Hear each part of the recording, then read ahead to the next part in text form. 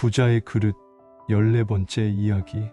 파멸. 마침내 3호점과 4호점 개점 당일이 왔습니다. 새 매장 앞에는 아침부터 사람들이 줄을 섰습니다. 이전에 오타니가 썼던 방법을 따라했던 겁니다. 지인들의 인맥을 동원해서 아침부터 줄을 서게 한 거죠. 절대 질 수 없는 승부였기 때문에 최상의 효과를 낼 거라 생각되는 일에는 아낌없이 투자했습니다. 이 두 매장에는 한 가지 중요한 특징이 있었습니다. 크림 주먹밥 하나만 팔기로 했다는 것입니다. 이전 두 매장에서도 각 주먹밥의 매출 비율을 보면 여전히 크림 주먹밥이 압도적이었고 작업 효율과 비용 면에서도 그것만 파는 편이 실적을 내는 데 유리하다고 판단했거든요. 그래서 저희는 새로운 메뉴도 크림 주먹밥을 변형한 것으로 구성했습니다. 구운 크림 주먹밥, 매실 크림 주먹밥, 달고기 크림 주먹밥,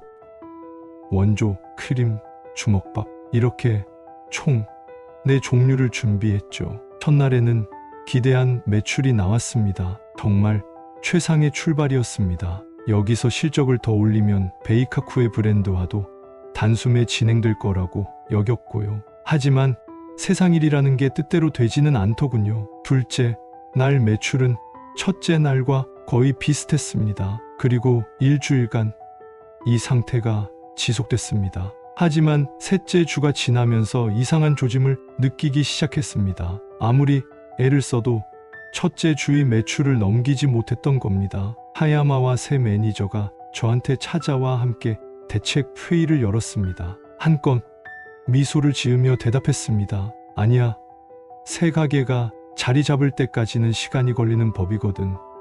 지금은 버텨야 할 때야. 할 수 있는 건 다 해보자고. 솔직히 그렇게 말하는 저 또한 내심 불안하고 초조했습니다. 지난번에 두 매장에서는 겪지 못한 부담감을 처음으로 느끼기 시작한 겁니다. 하필 이 두 매장에서 매출이 안 나오다니. 지난번보다 오가는 사람들도 훨씬 많고 주 고객층인 회사원들도 더 많이 보이는데 오타니와 의논해볼까? 편의점 건으로 의견이 갈렸던 이후 저희는 서로 서먹해진 상태라 선뜻 연락하기가 꺼려졌지만 이번 일은 아주 중대했기에 제가 먼저 용기를 냈습니다. 그런데 오타니는 의외로 순순히 의논해주더군요. 그 두 가게는 나쁘지도 않지만 좋지도 않아. 거기 주변에는 새롭고 화려한 가게들도 많기 때문에 지금 우리 가게는 그 거리에 매몰되어 있다고 할 수 있어. 크림 주먹밥은 대박 상품이지만 출시된 지 거의 1년이 지났어. 손님들도 슬슬 물리지 않았을까?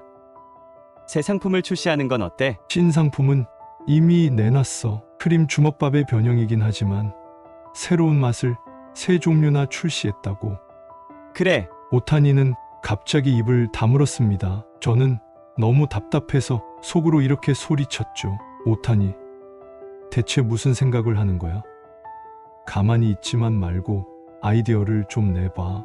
오타니는 한동안 침묵을 지키더니 이내 밝은 목소리로 이렇게 말했습니다. 에이스케, 초조해하면 안 돼. 타이밍이 안 맞아서 어쩌다 매출이 떨어진 건지도 모르잖아. 우리 광고를 내보는 건 어떨까? 그건 돈이 들잖아. 전단을 만들어 돌리는 것도 광고야. 예를 들면 매달 할인하는 날을 정해서 그날 전단을 역 앞에서 나눠준다거나. 컨설턴트라고 해도 뾰족한 수는 없구나. 지금 할 수 있는 건 그 정도야. 아니면 가게 앞에서 시식 서비스를 하는 건? 여러 가게에서 그런 서비스를 제공한다는 건 판매에 효과가 있다는 거야. 낙심하지 말고 열심히 해봐. 알았어. 지금 할 수 있는 건 다 해볼게. 그 뒤 베이카쿠의 광고가 들어간 휴대용 티슈를 만들어서 역 앞에서 나눠주기도 하고 가게 앞에서 시식 서비스를 제공하기도 했습니다. 그런데 아르바이트로 고용된 사람들은 대부분 자신이 해야 할 일은 오직 판매라고 생각했기 때문에 다른 일도 함께 하게 되자 불만이 쌓였던 모양입니다. 뒤에서 아르바이트 직원들이 자신들이 하는 게 일이 아니라 벌칙 같다고 궁시렁거린다는 이야기를 들었거든요. 하지만 직원들이 싫어하더라도 저한테는 생계가 달린 일이었으니 솔직히 저도 점점 짜증이 늘어서 직원들에게 사소한 일로도 화를 내는 일이 늘었고요. 여태껏 팔리는 걸 당연시해오다가 주먹밥도 팔리지 않고 직원들로부터 안 좋은 말까지 듣게 되니 참 당황스럽더군요. 하지만 가장 힘들었던 건 그렇게 백방으로 노력해도 매출에 변화가 없었다는 겁니다. 그러다 마침내 더 두려워하던 일이 터졌습니다. 새 매장이 문을 연 지 석 달이 지났을 무렵부터 매출이 조금씩 하락하기 시작한 겁니다. 그리고 그 달의 기점으로 전 매장에서 크림 주먹밥의 매출이 눈에 띄게 떨어지기 시작했습니다. 당시 신매장의 매출은 기대했던 바의 절반밖에 되지 않았습니다. 간신히 구매장의 매출은 20% 감소 정도로 멈췄지만 그동안 전 매장에서 크림 주먹밥에 의존했던 만큼 크림 주먹밥의 매출 감소는 경영에 직접적인 타격을 주었습니다.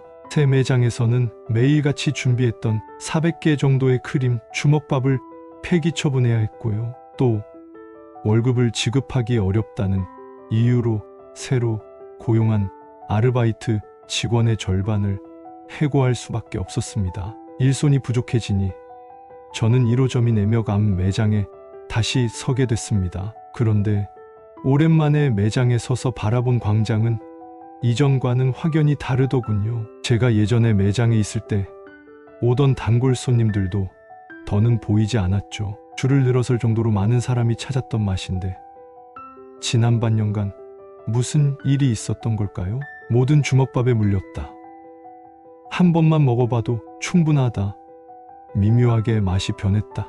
등 여러 이유가 있겠죠. 하지만 설사 진짜 이유를 알아낸다고 해도 한없이 허무해질 것 같았습니다. 좀처럼 이해할 수 없는 상황에 놓인 저는 세상을 저주하고 싶은 마음만 들더군요. 톱니바퀴가 한번 어긋나기 시작하면 파멸은 정말 순식간이라는 걸 절실하게 깨닫는 순간이었습니다.